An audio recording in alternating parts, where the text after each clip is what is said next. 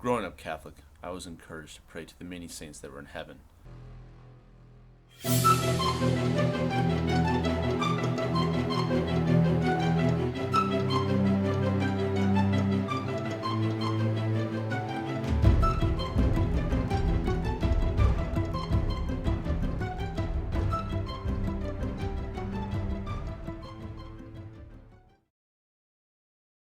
So, naturally, I was encouraged to pray to the super best friends of God, and I would listen with rapt attention while my mom read from Butler's Lives of the Saints, talking about Saint Sebastian and how he was a Roman soldier and shot full of arrows, later on became martyred, or Saint Lucy, who had her eyes torn out because she wouldn't have sex with a man that she was married to, or Saint Christopher, who once carried the child Jesus across a raging river on his shoulders and then was martyred. Or St. Joan of Arc, who wasn't technically martyred, but she was put to death for being a witch and hearing voices in her head. Nowadays we have medication for that. And various other saints. I was extremely fascinated by these as a child. Constantly we were told that the best way to die, and consequently to get into heaven, was to be martyred for our faith. Persecution equaled salvation, and, consequently, vindication of our faith. We were taught that the devil was constantly trying to rid God from the world, and it was proof of the devil's handiwork whenever things went against us. If people mocked us, it was the devil at work. So we prayed and prayed. I remember as a small child, maybe 4 or 5, our evening prayers took maybe about 10 minutes. We'd say a few intercessory prayers to some saints, asking for a few small things, and then off to bed. By the time that I left home at 18, the evening ritual of storming heaven had increased to 30 minutes, and the list of saints had increased to 20. I guess the idea was, since such a few amount of saints had absolutely no effect at all, surely a greater amount of saints that we were begging on our knees for must have some effect, right? Even as a child, I questioned why the bad things that happened to us were never from God and were our fault, but the good things that happened to us were God's work and never a result of our own hard work.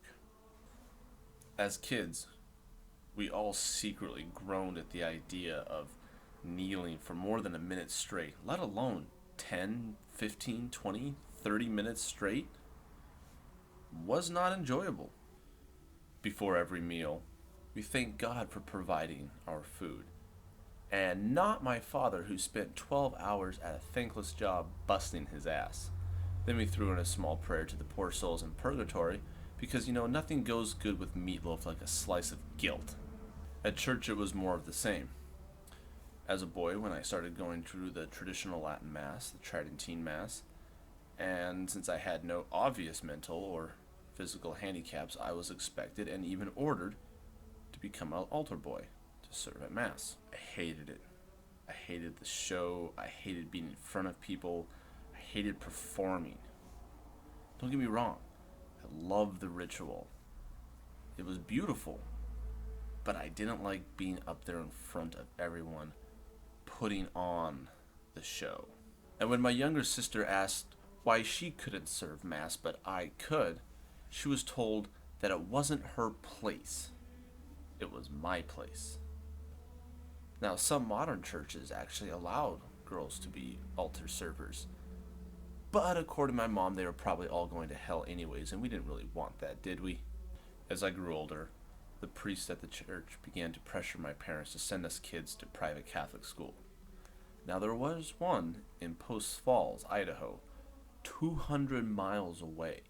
Instead, I was sent to a small community church and school in Rathdrum, Idaho, to go to 6th grade, while 2 of my elder sisters went on to Spokane, Washington at St. Michael's Academy. Since they only boarded from 8th grade on up, I couldn't go. But I went to Idaho with my oldest sister, Katie, as she had been instructed to go there and be an assistant teacher. We had a 1-room apartment out behind the back of the church.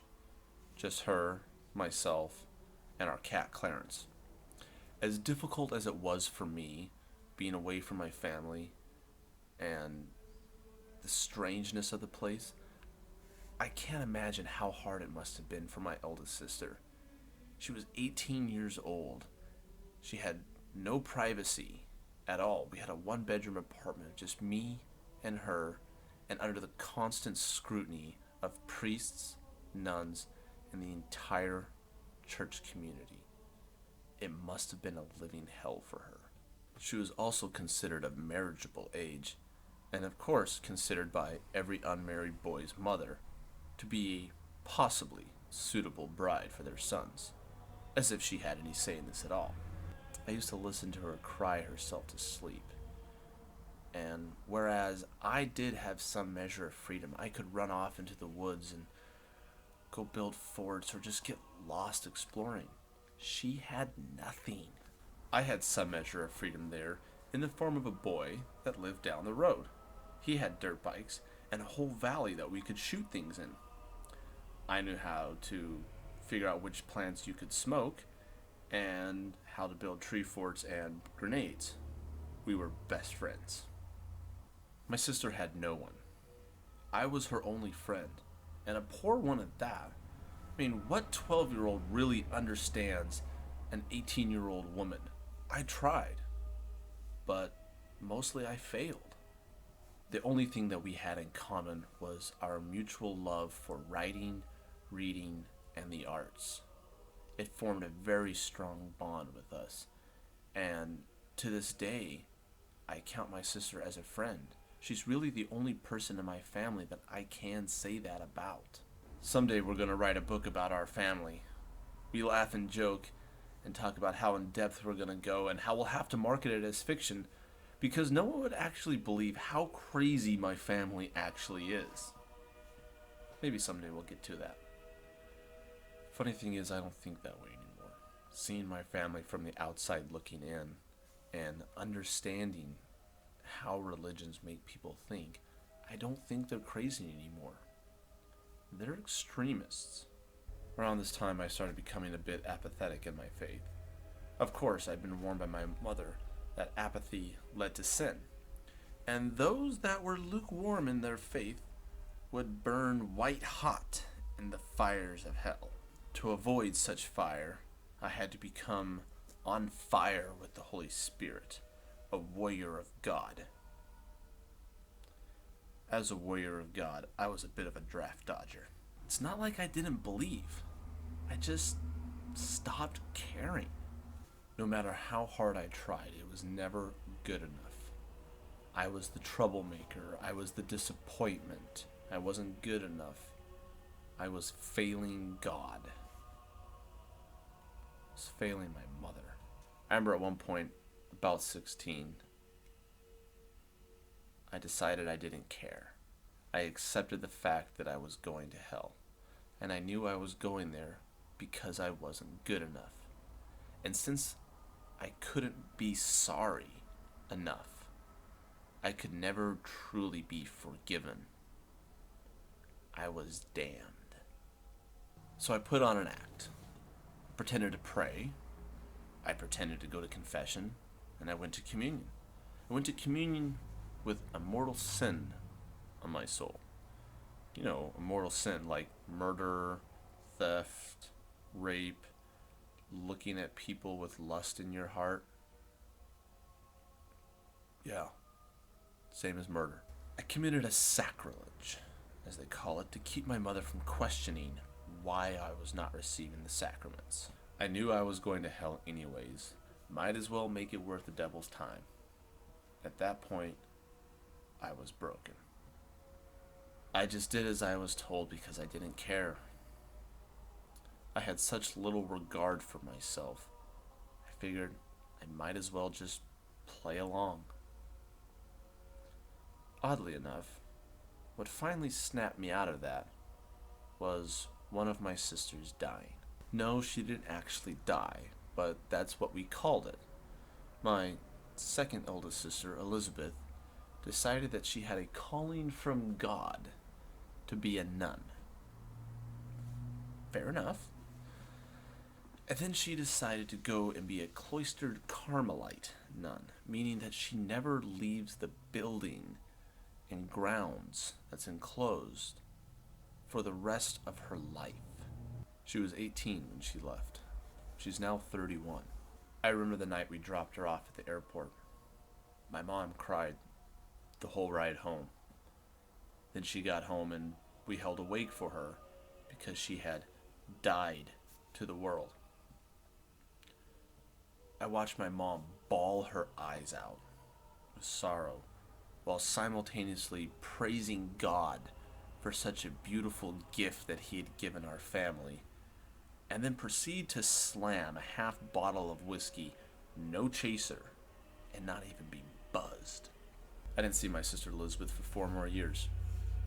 At that point, I had been kicked out of every private school my parents had sent me to. I had received my GED, and I was all signed up and ready to join the United States Navy. When we went to go see her, we had to talk to her from behind a barred grill. As family members, we were allowed to have the curtains drawn aside, but even still, she had to stay behind the bars.